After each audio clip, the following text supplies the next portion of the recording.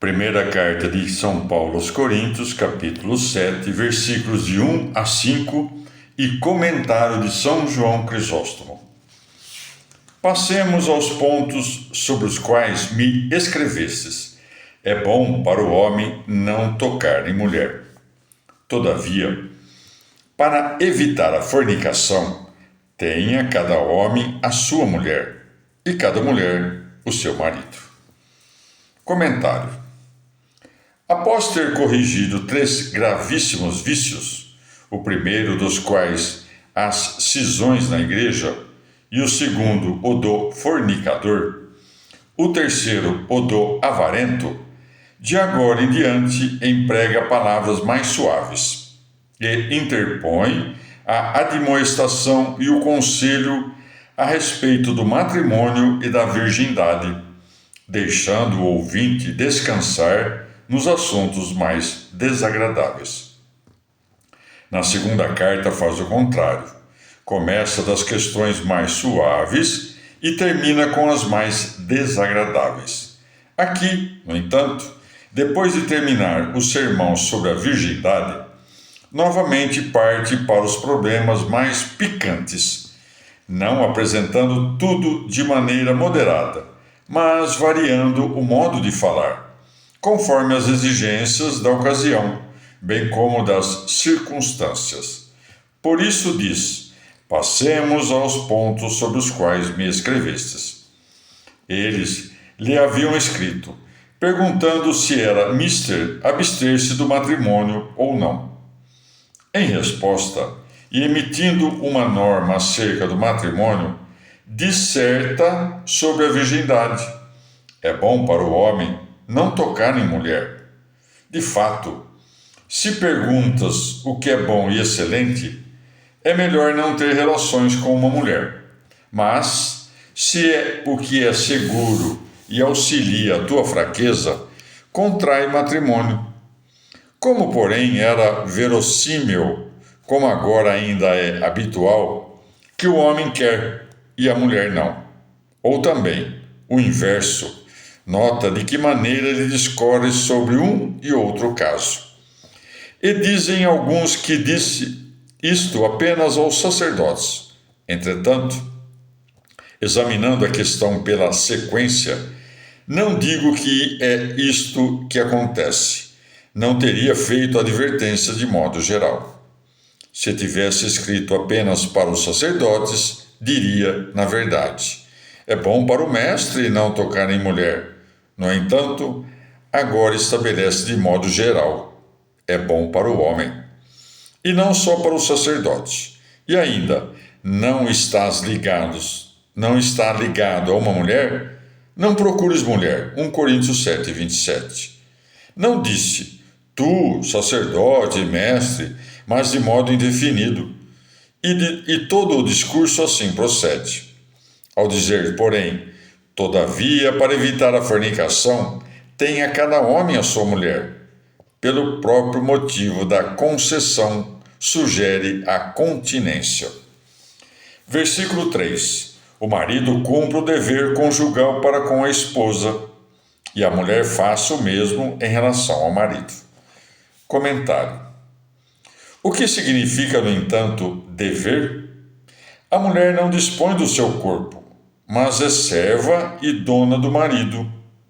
Se falhares dos deveres convenientes à servidão, ofendes a Deus.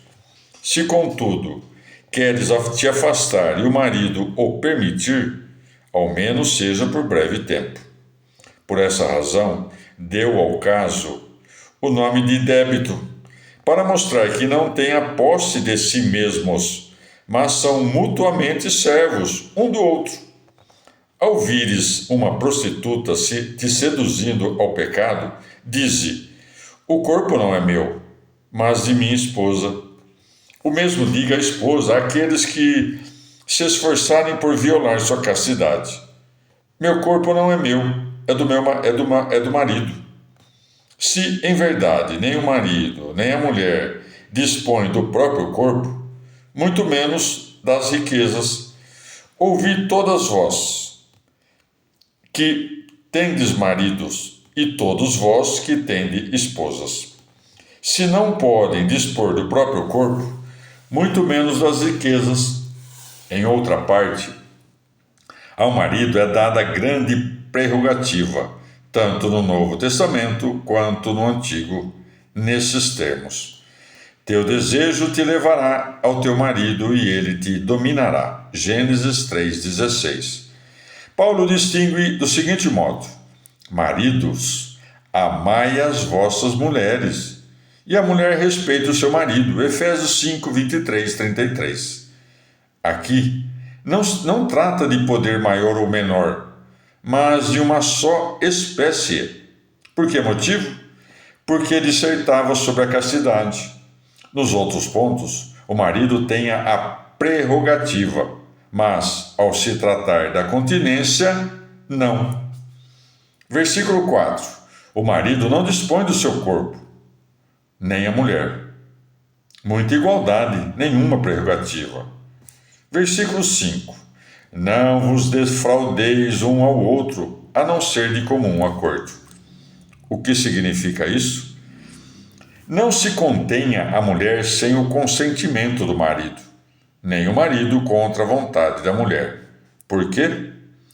Porque de tal grande continência originam-se alguns males. Daí resultaram adultérios, fornicações e muitas vezes ruína dos lares. Se de fato, quando o homem tem mulher, comete luxúria, muito mais se for privado desse apoio. E com razão, ele disse: não vos defraudeis, denominando fraude o que acima chamou de débito, a fim de melhor assinalar o domínio. Pois, conter-se um contra a vontade do outro é defraudar. Se ambos quiserem, não é. Com efeito, se depois de me persuadires, receberes algo de mim, não me considero defraudado.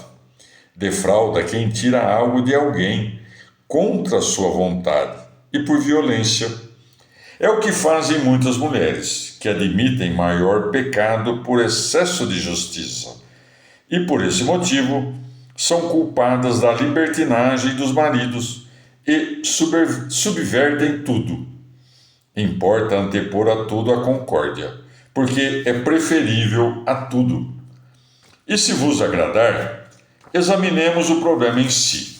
Suponhamos mulher e marido, cuja mulher se contém contra a vontade do marido.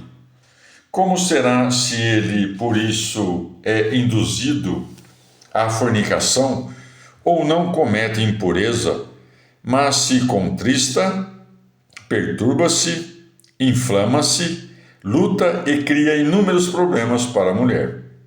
Qual o lucro do jejum e da continência quando se lesa a caridade? Nenhum. De fato, quantos ultrajes, quantos problemas, quanta luta necessariamente daí provém. Quando numa casa marido e mulher discordam, a casa não estará em melhores condições do que uma nave agitada pela tempestade, enquanto o piloto e o subordinado junto à proa estão em dissensão. Por isso diz o apóstolo: não vos defraudeis um ao outro, a não ser de comum acordo, e por algum tempo, para que vos entregueis ao jejum e à oração. Comentário: fala da oração mais ardorosa. Se, portanto, o uso do matrimônio impede a oração, que oportunidade haverá para o preceito de rezar sem interrupção? É lícito, portanto, ter relações com a esposa e dedicar-se à oração, mas pela continência a oração se torna mais ardente. Não diz simplesmente para orardes, mas para que vos entregueis à oração, porque não constitui imundície, mas oferece lazer. Depois disso, voltai a unir-vos, a fim de que Satanás não vos tente. A fim de não parecer um preceito, acrescenta a causa. Qual? A fim de que Satanás não vos tente. e a fim de que fiques ciente de que o diabo não é a única causa do adultério, a dita, mediante a vossa incontinência.